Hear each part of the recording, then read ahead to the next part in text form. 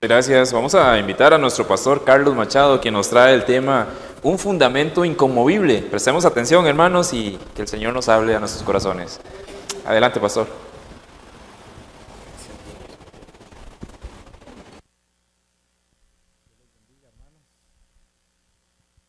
Dios ha sido bueno con todos nosotros y su amor, su misericordia y su bondad siempre nos llenan de sabiduría, y eso está aquí en la palabra del Señor. Vamos a orar y ponernos en las manos de nuestro buen Dios y que el Señor nos guíe en esta mañana. Gracias te damos, Señor Dios Padre, por tu amor y misericordia. Gracias por tu palabra que aprendimos en la escuela dominical, cómo tú nos hablas de manera clara y profunda y de cómo nos guías en todo. Te pedimos en el nombre de Cristo Jesús que seas tú glorificado, que recibas la gloria y la honra, y que para siempre, oh Dios, seas tú glorificado por medio de tu pueblo, de tu iglesia, y que seas tú, oh Dios, exaltado en todo. Así que ponemos delante de ti la enseñanza de esta mañana, la predicación de esta mañana, para que tú, oh Dios, tengas el control, para que tú, Señor, nos guíes en todo y seas glorificado. Te lo pedimos en Cristo Jesús. Amén y amén. Vamos a hablar de un tema bastante interesante, y hoy quiero hablar de un fundamento inconmovible. El Evangelio de Lucas, no voy a hacer un mensaje expositivo hoy, lo voy a hacer temático, así que el pasaje es solo introductorio. Hay diferentes formas de traer un mensaje. Puede ser expositivo, sistemático, inductivo, deductivo, en fin, hay un montón de formas. Pero esta vez lo vamos a hacer en base a un tema. Pero quiero resaltar en el capítulo 1 y el versículo 1 una frase, y es: han tratado de poner en orden la historia de las cosas que entre nosotros han sido ciertísimas. Siempre que hablamos de historia, no a todo el mundo le gusta la historia, ¿verdad? No a todos les gusta hablar de historia o escuchar historia, pero a muchos sí nos gusta la historia y dedicamos tiempo para leerla. Recuerdo hace bastantes años, ya hace bastante tiempo, que cuando yo creí en el Señor Jesús, a mí me dieron una historia de las iglesias, y me la aprendí y la llegué a creer, y creí esa historia como me la enseñaron. Pero yo nunca tuve durante un tiempo la curiosidad para averiguar si era cierto o no lo que me habían dicho. Y me empezaron a enseñar que la iglesia tuvo un tiempo después del siglo III, siglo IV, que la iglesia del Señor tuvo un colapso, y al tener un colapso comenzaron a surgir falsas doctrinas, falsas enseñanzas. Entonces hubo un tiempo de oscuridad donde no hubo iglesia, y durante todo ese tiempo de oscuridad, eso fue lo que me enseñaron, no había iglesia, no había testimonio, hasta que alguien por allí llamado Martín Lutero salió con una antorchita, ¿verdad?, diciendo he descubierto la verdad. Entonces enseña que la Reforma protestante restauró la iglesia, y eso yo lo escuché de niño y fue algo que aprendí. Con el pasar de los años, Dios, que es sabio en todo, nos guía y nos conduce, y comencé a leer la historia y me empecé a dar cuenta que era mentira todo lo que me habían enseñado en ese lugar sobre Martín Lutero y sobre Juan Calvino y sobre otras personas. Y entonces traté de encontrar a alguien o algo o un medio que me dijera qué era la historia real. Hay muchos libros de historia universal, historia secular, que usted puede leer, pero son muy grandes y muy gruesos, y allí está lo que les voy a mencionar ahora. Pero hay un libro resumido, es un libro bastante bonito, que se llama Una historia de los bautistas, y es un libro resumido de historia, muy muy interesante, por si usted lo quisiera buscar. Ahora, yo quiero llegar a algo. Cuando hablamos de la iglesia de Jesucristo, cuando hablamos de la iglesia de nuestro Señor, estamos hablando de algo que nos distingue, algo que nos hace diferentes. Y la historia de los cristianos es contada por tres áreas grandes: protestantismo, catolicismo o historia secular. Ahora, esto tiene un problema. La historia universal es una cosa, la historia secular es diferente. La historia secular regularmente tiene el énfasis en los científicos, en personas con ciertas inclinaciones o ciertas formas, apoyan mucho el asunto de la evolución, entonces le dan a Carlos Darwin una gran referencia. Pero si usted lee a los reformados van a exaltar mucho a Martín Lutero, a Zwinglio, a Melanchthon y un montón de personajes. Si usted lee el catolicismo, pues obviamente van a exaltar a los papas, ¿verdad? Pero cuando usted llega a la historia universal, esa historia que fue escrita sin interés partidario, comienza uno a descubrir un montón de cosas que no sabíamos. Un ejemplo básico, hermanos, es cómo se ha enseñado la historia de la Reina Valera, por ejemplo. Ustedes saben que la historia de la Reina Valera, todos dicen es la Biblia reformada, y así aparece en todo lado. Es la Biblia de la Reforma en español. Pero los reformados han tenido que cambiar eso y ahora se llama una Biblia de la época de la Reforma, porque Casiodoro de Reina no era reformado y esa parte no la cuentan. Tampoco cuentan que Casiodoro de Reina fue perseguido, odiado e incluso intentaron quemarlo vivo, y no eran los católicos, eran los protestantes. Y fue acusado de muchas cosas y él tuvo que andar huyendo ya no solo del catolicismo, sino del protestantismo. Un anabaptista que no quiso ajustarse a las normas que estaban sucediendo en ese tiempo. Cuando Lucas dice, han tratado de poner en orden la historia, tiene la idea de que hay cosas que quedan sueltas, incluso en la historia de Jesús. Hay cosas que no sabemos que Él dijo, ni hay cosas que sabemos que Él haya vivido. Hay cosas que quedaron en el secreto. Recuerdan, hay una frase que Jesús dijo que no aparece en los evangelios. En ninguna parte del evangelio aparece una frase de Jesús que aparece en Hechos. Más bienaventurado es dar que recibir. Usted no la encuentra en ningún evangelio, pero está en Hechos.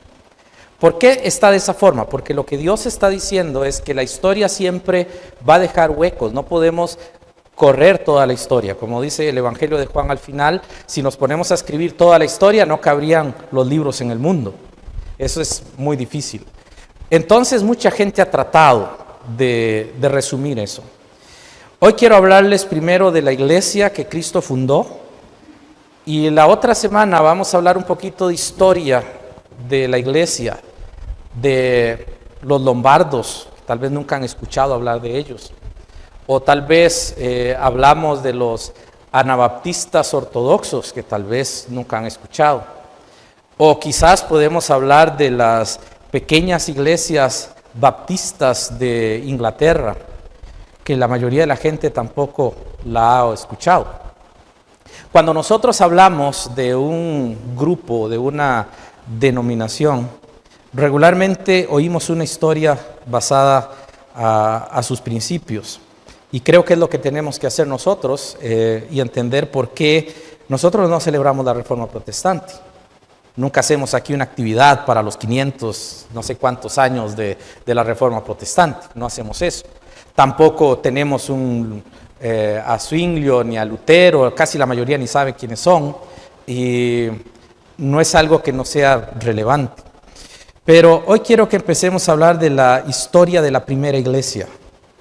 Y esto es importante, hermanos, porque cuando pasamos momentos de oleaje en la vida y cuando pasamos momentos difíciles, la fe decae.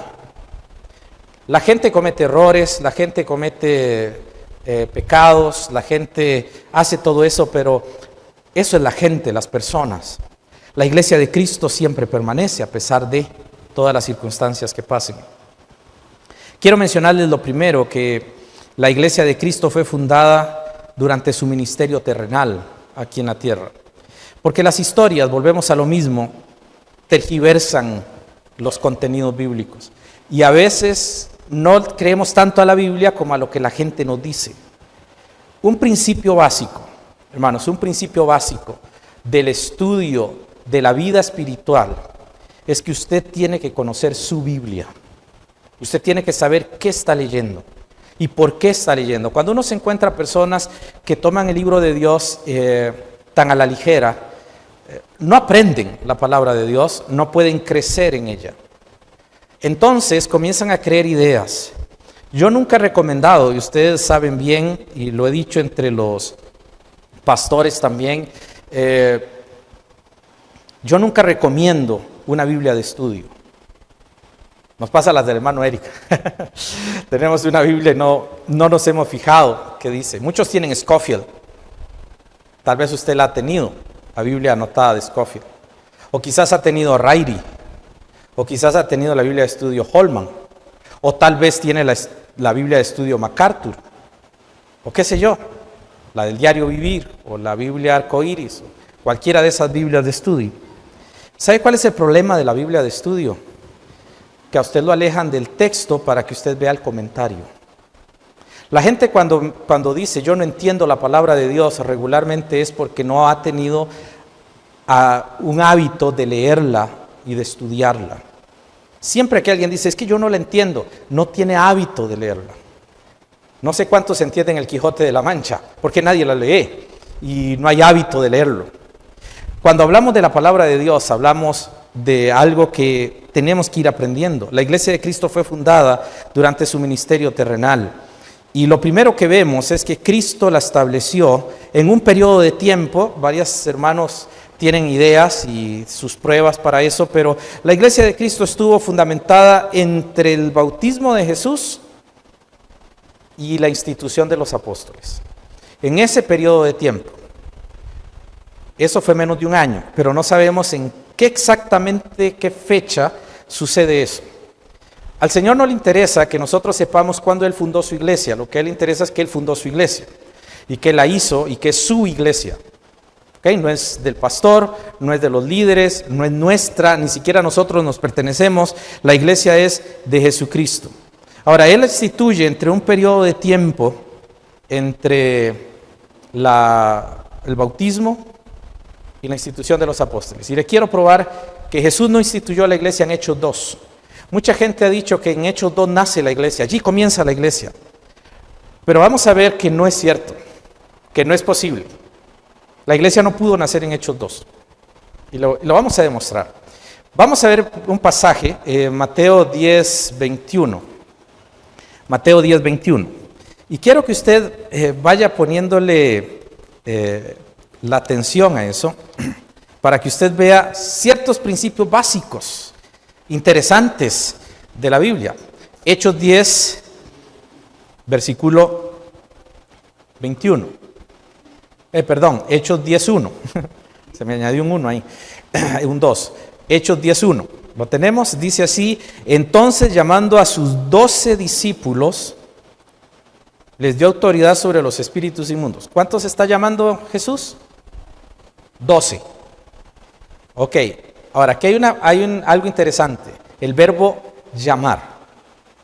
Porque Él dice que Él llamando a sus 12 discípulos. Yo aquí puedo llamar a alguno de ustedes y decir, es que el pastor llamó a Adriana, o el pastor llamó a don Marcos, o el pastor llamó a don Dinier, o llamó a Eric. El pastor llamó, pero está dando por sentado que había un grupo más grande. Eso es algo importante de considerar. Ahora vamos a ir a otro pasaje, Marcos 6.1. Vamos a Marcos 6.1, por favor. Porque en este pasaje volvemos a encontrar el caso de los apóstoles. Perdón, 6.7. Tengo mal los textos. 6.7 dice, después llamó a los 12 y comenzó a enviarlos de 2 en 2 y les dio autoridad sobre los espíritus inmundos. ¿A quiénes volvió a llamar? A 12. Ahora, le voy a mostrar que en la Biblia ya había más que 12 personas. No habían solo 12 cuando Jesús llama a los 12.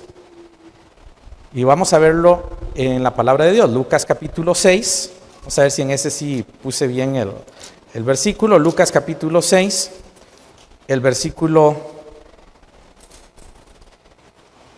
13. ¿Lo tiene? Vea lo que dice. Y cuando era de día, llamó a sus discípulos y escogió a 12 de ¿quiénes? De ellos. Ya habían más, no eran solo 12. A los cuales también llamó apóstoles. Entonces, cuando Jesús llama a los 12, no solo hay 12. En las películas aparece él con un grupito de 12 y solo anda con un grupito de 12 de aquí para allá. Pero en la Biblia no es así. De hecho, 1 Corintios capítulo 15 dice que Jesús tenía una congregación de 500 personas. 500 personas lo seguían a él. No eran 12. Por eso no hay que hacerle caso a las películas. Hay que ir al texto. La Biblia es bien clara con eso. Ahora, él instituye a los apóstoles, ¿verdad? Ya lo tenemos aquí. Tenemos 3 pasajes. 3 pasajes que dice que él llamó a los discípulos y de ellos sacó a 12 y los llamó apóstoles. ¿Estamos claros? Ahora, quiero que vaya conmigo a 1 Corintios 12, 28. 1 Corintios 12, 28.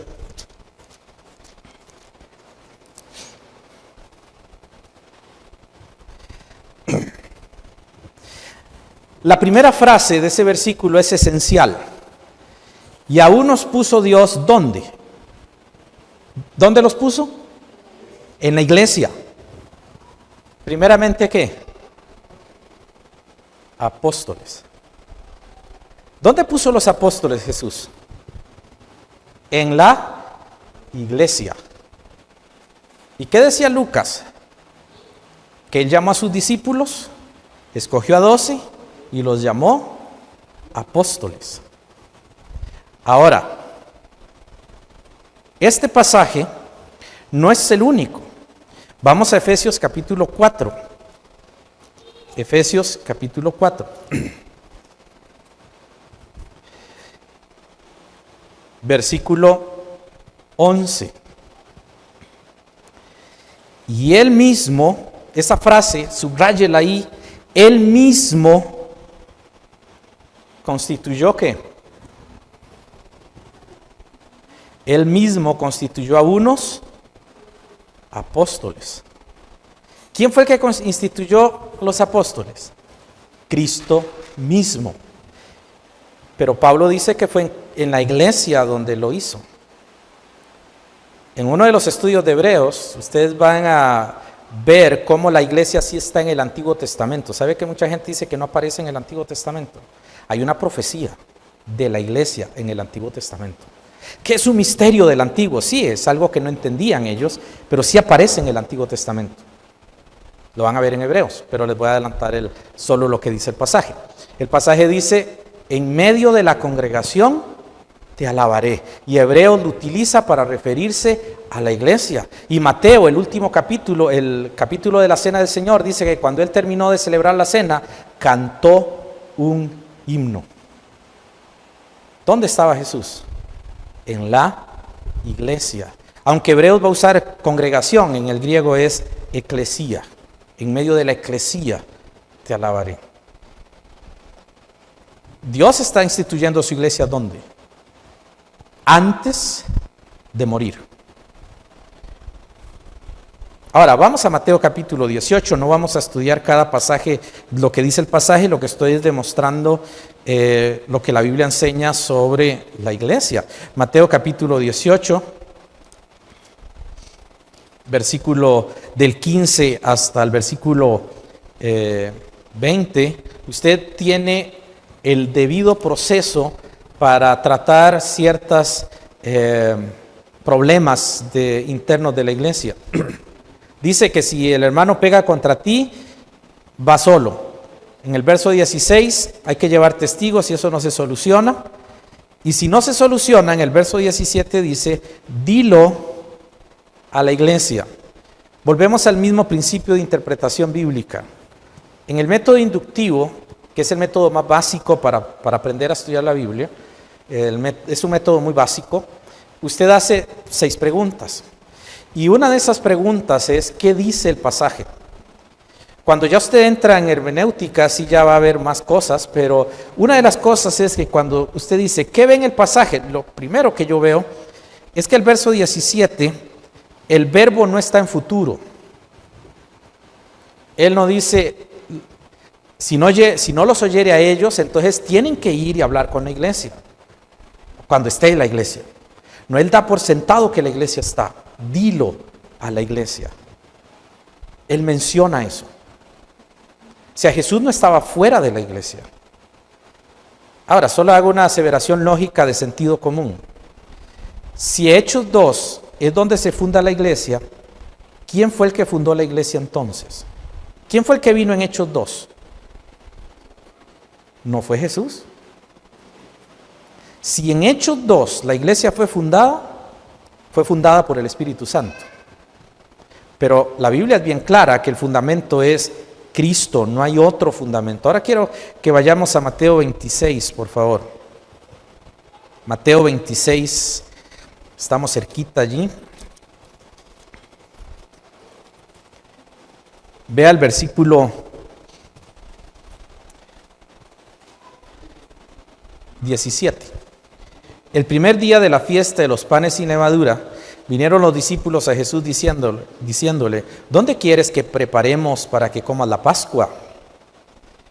Y allí comienza la narrativa de la cena del Señor. Versículo 26. Y mientras comían, es decir, comían la Pascua, Jesús toma el pan. Observe los verbos. Por eso, hermanos, cuando escogemos una Biblia para estudiar, busque una Biblia que sea bien imparcial. La Reina Valera es bien imparcial. Vea los verbos. Mientras comían, están comiendo y están hablando, y de repente Jesús toma el pan y se pone al frente de ellos y empieza a orar. Detiene todo el movimiento de la comida. Mientras ellos comían, el Señor, dice la Escritura, que toma el pan, bendice, lo parte y da a sus discípulos, y Él dice, tomad, comed, esto es mi cuerpo. No sino esto, es un símbolo. Esto es mi cuerpo, que por vosotros es partido. Instituye la cena del Señor. ¿Sabe que la cena del Señor no aparece en ninguna parte fuera de los evangelios, sino solo en 1 Corintios 11? Después no hay un solo lugar donde se hable de la cena del Señor como una institución. Y nosotros celebramos la cena del Señor solo porque lo dice 1 Corintios 11. ¿Sabe por qué celebramos la cena del Señor? Porque está en los evangelios. Y porque es una orden de Jesús dada, donde Él dice en el versículo 29 de Mateo 26, y os digo que desde ahora no beberé más de este fruto de la vid hasta aquel día en que lo beba nuevo con vosotros en el reino de mi Padre. Pero Él ya no la va a tomar, Él tomó una sola vez la cena.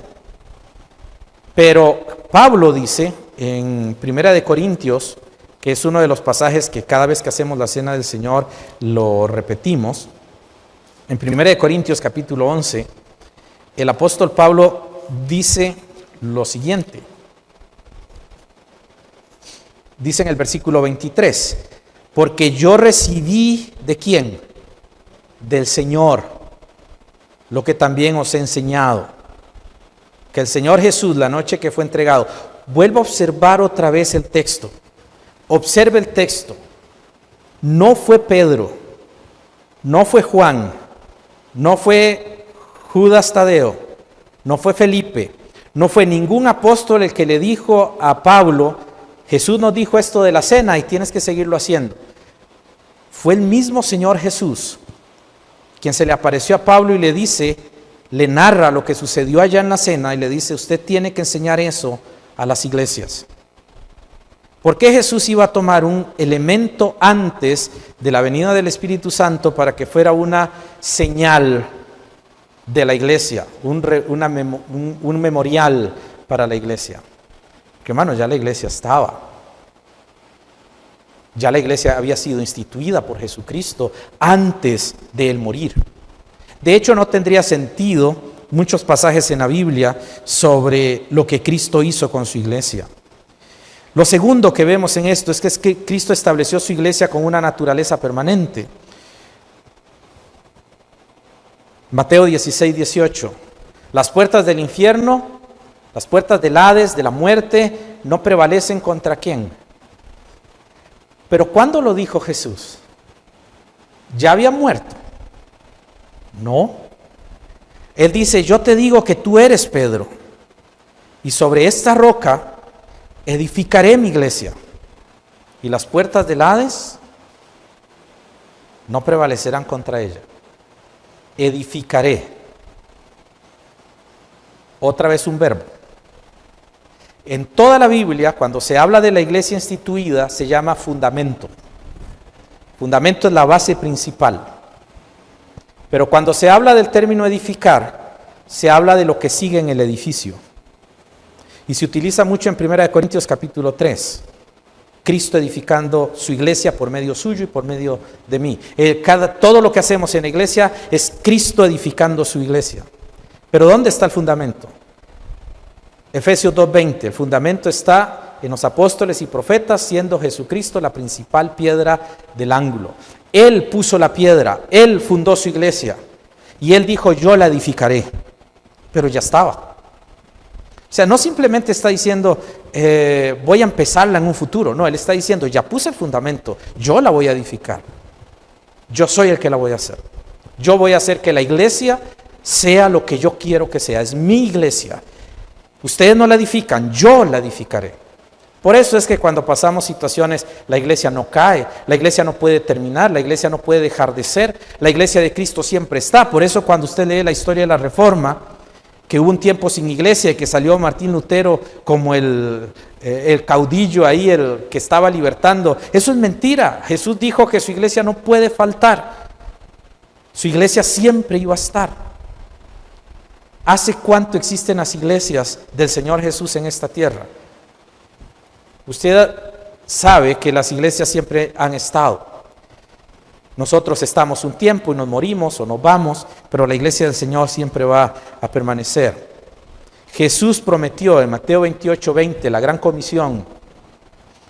Esto se lo da a los 12 como la referencia principal de autoridad de la iglesia. No se lo da solo a la iglesia de Jerusalén, porque hubiéramos tenido un problema. Ya no existe la iglesia de Jerusalén. Pero Él se lo da a los apóstoles porque todas las iglesias se fundamentan en eso. Así es como la iglesia es perpetua, gracias a la doctrina de los apóstoles. Y Él dice, id por todo el mundo, predicad el evangelio. Pero ¿qué dice al final? Yo estaré con vosotros todos los días. Si es cierto que no hubo iglesia antes de Martín Lutero, Jesús es un mentiroso. Porque Él usó la frase todos los días. Yo estaré con vosotros todos los días. O sea, no hay un solo día en la historia de la humanidad que no hubiese una iglesia de Jesucristo. Siempre hubo iglesia. Y siempre hay una línea, un rastro de mártires, de gente que sufrió, de gente que murió, para poder nosotros estar hoy aquí. Y nosotros moriremos y estamos dejando esa misma línea si realmente estamos con el Señor y si realmente estamos caminando con Él. Jesús afirma que sería la iglesia testigo en Hechos 1:8. Seréis testigos hasta lo último de la tierra. La iglesia no puede faltar. Vosotros sois la sal de la tierra. Eso es lo que somos como iglesia. Es que el Sermón del Monte no es para la iglesia. Eso lo dijo Scofield. Eso no lo dice la Escritura. Jesús dice que llamó a sus discípulos y les enseñaba diciendo, bienaventurado. Comienza a dar sus bienaventuranzas. ¿A quién? A sus discípulos. Hermano, el Sermón del Monte tiene grandes principios para usted y para mí para vivir la vida cristiana. De hecho, si usted comienza a leer el Sermón del Monte, qué reto para predicar el Evangelio, qué reto para vivir en santidad, qué reto para ser obediente. Hay que leer el Sermón del Monte. Hay gente que ni sabe dónde empieza ni dónde termina el Sermón del Monte. Algunos llegan hasta el capítulo 5 y al pasar al 6 creen que ya es otro. El Sermón del Monte es bastante largo y nos tiene muchos principios sobre la ira, sobre la moral, sobre la santidad, sobre la perfección cristiana. Es hermoso estar dentro de la iglesia de Cristo y es más hermoso cuando usted entiende lo que dice el libro de Dios para su vida, lo que Él dice para usted. Cristo prometió que su iglesia defendería su palabra hasta el fin. Él dijo eso, 2 Corintios 5:19. El apóstol Pablo nos va a mencionar 2 Corintios 5:19. Dice Pablo que Dios estaba en Cristo reconciliando consigo al mundo, no tomándoles en cuenta a los hombres sus pecados, y nos encargó ¿a quién? A nosotros la palabra de la reconciliación. Imagínense que no hubiese habido iglesia. ¿Quién llevaba la palabra de la reconciliación? Incluso existen muchas mentiras en las historias. Muchos creen que no hubo Biblia durante mucho tiempo y que fueron los reformadores los que trajeron la Biblia. Hay gente que cree que en España la primer Biblia es la Reina Valera. No, hay una historia larga. Y si usted ha estado cuando hemos hablado de Reina Valera, usted se dará cuenta que en España hubo Biblia desde la época de Jonás. Es histórico. Desde la época de Jonás hubo Biblia hasta nuestros días. Usted y yo, que hablamos el español, tenemos una Biblia que tiene un origen lejos, antiguo. La iglesia de Cristo, hermanos, es investida con poder del Espíritu Santo en Pentecostés. Y eso no tiene que ver con que Él fundó su iglesia. Quiero que vaya a Hechos capítulo 2, por favor. Vamos a Hechos 2. Quiero mostrarles algo. La Biblia es sutil, ¿saben? ¿Recuerdan? Cuando vimos las parábolas, creo que hace un año, Jesús dijo que a ustedes se les habla abiertamente los misterios del reino, pero a ellos no, a ellos por parábolas, para que viendo no vean y para que oyendo no oigan. La palabra de Dios fue hecha para que usted con la iluminación del Espíritu Santo pueda entender la palabra. Sin el Espíritu Santo no la puede entender. Hechos capítulo 2. Pero no vamos a leer la primera parte. Vamos a ir al puro final. Versículo 41. Dice, así que los que recibieron su palabra, es decir, la predicación del Evangelio y recibieron al Señor como Salvador, ¿qué hicieron? Fueron bautizados. Y observe la última frase. Se añadieron aquel día como 3,000 personas. ¿Recuerdan que la vez pasada había una cajita acá para beneficencia? ¿Se acuerdan? Estaba aquí. Ahorita no está. Si yo tomo algo y digo, voy a añadir algo a beneficencia y lo pongo aquí, ¿ustedes qué van a decir?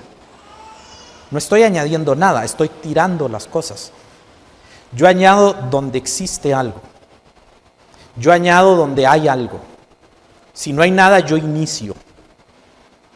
Porque como no hay nada, entonces yo inicio y traigo algo para iniciar. Yo no puedo añadir donde no se ha iniciado. La Biblia dice que las personas fueron añadidas por el bautismo a la iglesia. Versículo 47. La última parte, el último párrafo. Y el Señor añadía cada día a la iglesia los que habían de ser salvos. Utiliza los mismos verbos de añadir. Ya la iglesia estaba. Hechos 2 no es la fundación de la iglesia, es el bautismo del Espíritu Santo que viene sobre la iglesia. Pero no tiene nada que ver con fundar la iglesia en Hechos 2.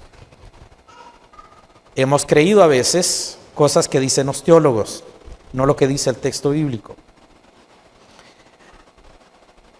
Observe un pasaje que es muy significativo, Hechos 20:28, ya que estamos en Hechos, vamos a Hechos 20:28.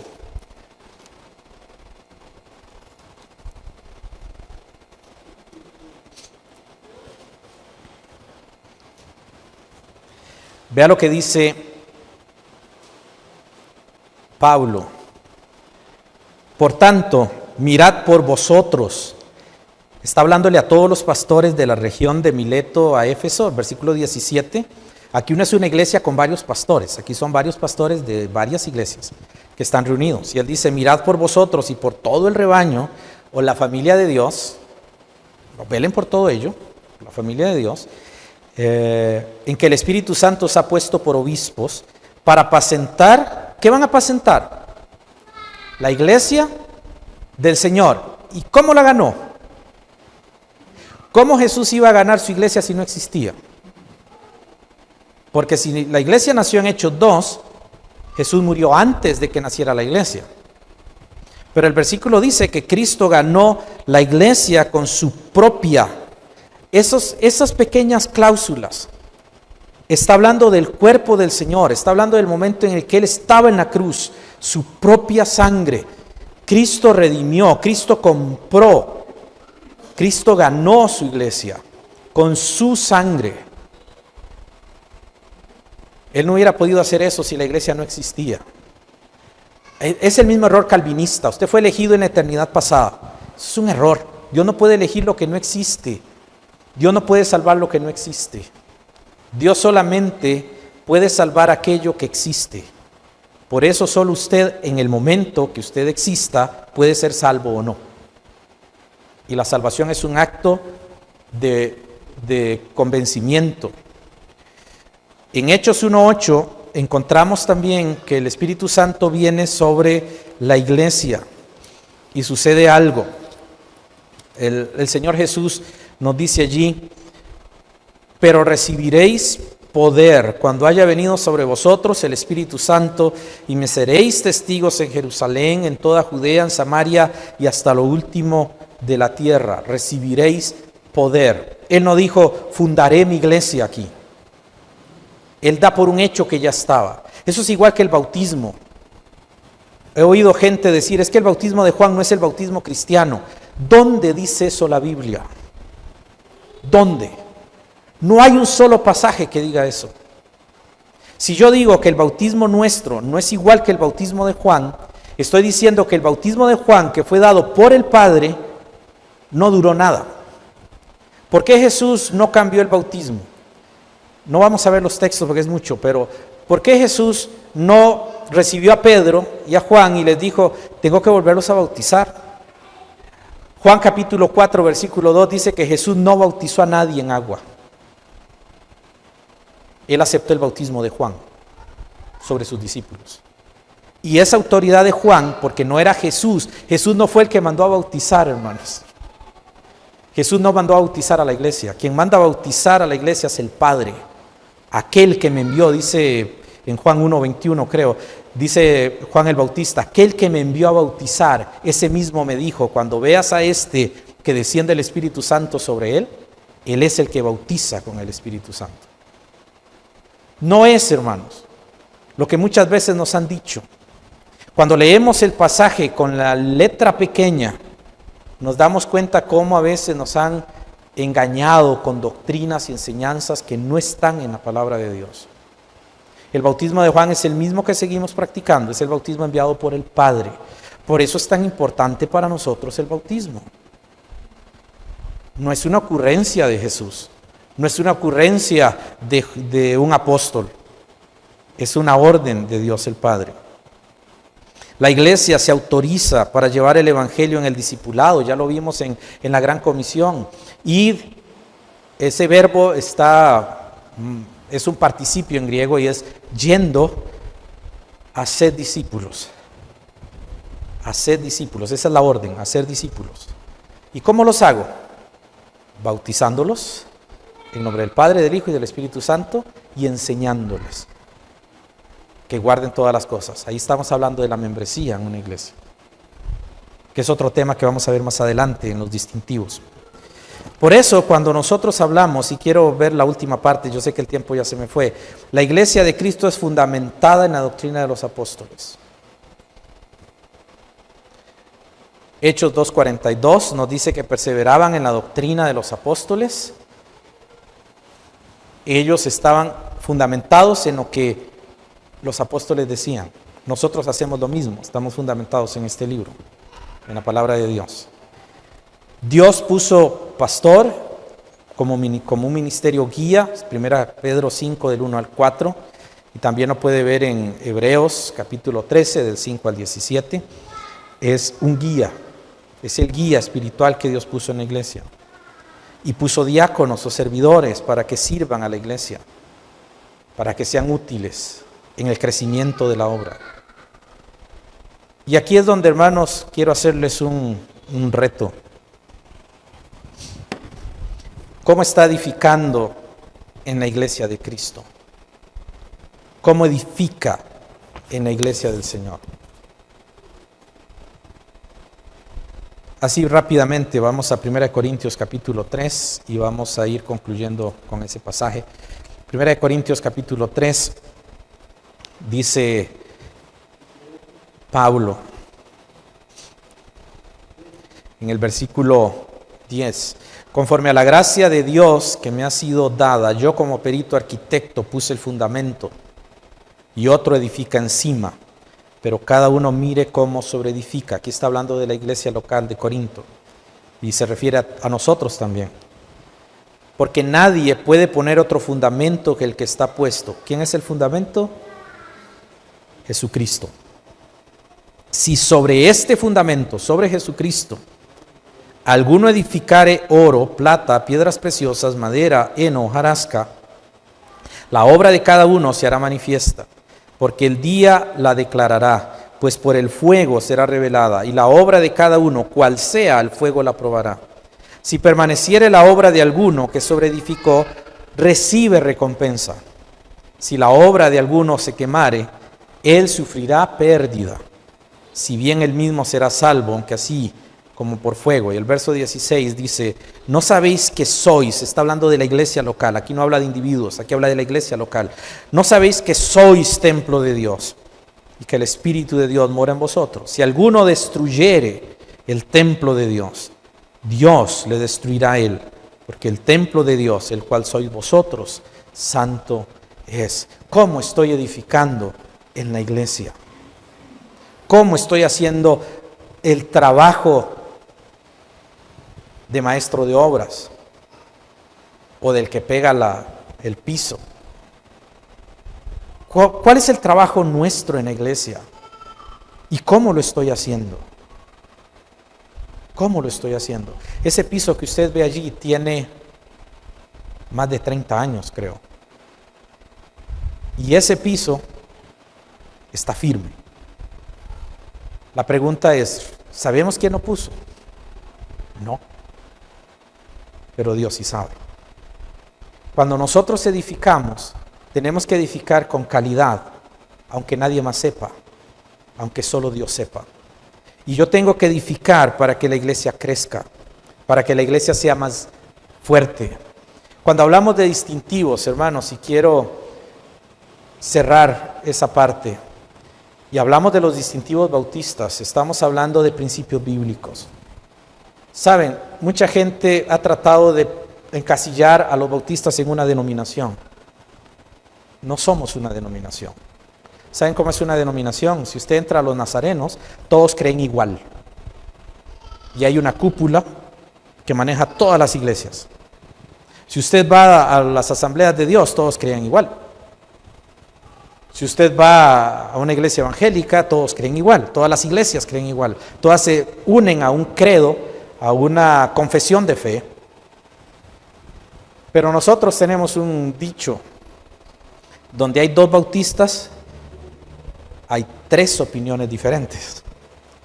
Porque nosotros no somos regidos por nadie, más que por la palabra de Dios. Y aunque podemos tener la misma doctrina, en la práctica somos diferentes. Porque cada iglesia es independiente. Cada iglesia es autónoma, cada iglesia es soberana en sus asuntos, cada iglesia tiene la presencia de Dios y Dios dirige a la iglesia. No evangelizamos igual, no trabajamos igual, porque nosotros no tenemos un credo ni tenemos una confesión para seguir, aunque cada iglesia tiene una declaración de fe para mantener el orden, pero esa declaración de fe no rige a otras iglesias. Cada iglesia es independiente. Eso es lo que somos nosotros.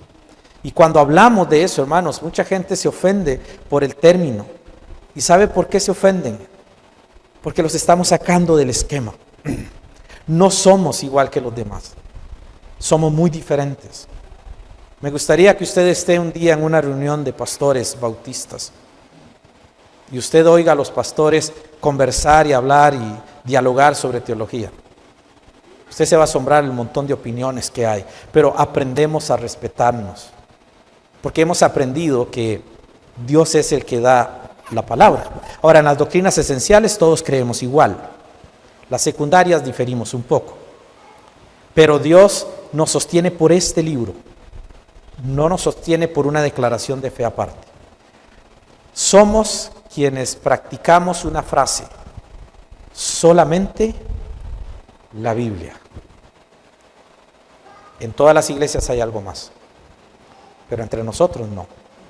Solo la Biblia es nuestra declaración de fe.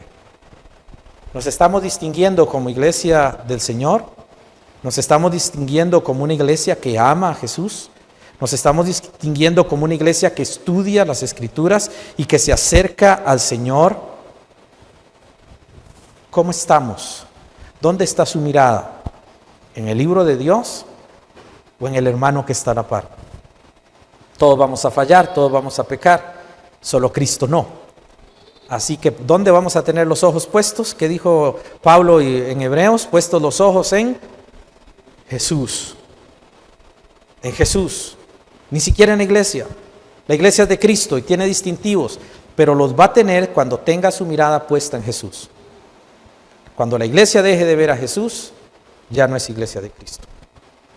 Póngase sobre sus pies, por favor. Vamos a orar. Nuestra iglesia es una iglesia llamada a ser luz en medio de la oscuridad y a tener una identidad y saber bien los distintivos por los cuales Él nos ha llamado y por los cuales tenemos que caminar. Padre, gracias te damos en esta mañana por tu palabra. Gracias te damos por tu verdad. Gracias te damos por habernos traído a escuchar tu verdad, tu palabra y a crecer en ella. Te pedimos que esta palabra pueda entrar en el corazón. Sé que nuestro corazón, oh Dios, necesita repetición, porque eso dice tu palabra, que debemos repetir cada vez lo que tú enseñas o lo olvidamos. Por eso, Señor, ayúdanos a grabar eso en el corazón, a repetirlo y a creerlo con firmeza, porque has puesto una iglesia con sana doctrina, una iglesia bautista que te ama, una iglesia, Señor, que tiene una identidad, una iglesia, Señor, que está dispuesta a darlo todo para servirte a ti. Y sé que por eso estamos o pasamos situaciones difíciles y pasaremos otras, pero, Señor, mientras permanezcamos en ti, tú nos sostendrás y podemos salir adelante. Así que bendícenos y ayúdanos en el nombre de Cristo Jesús.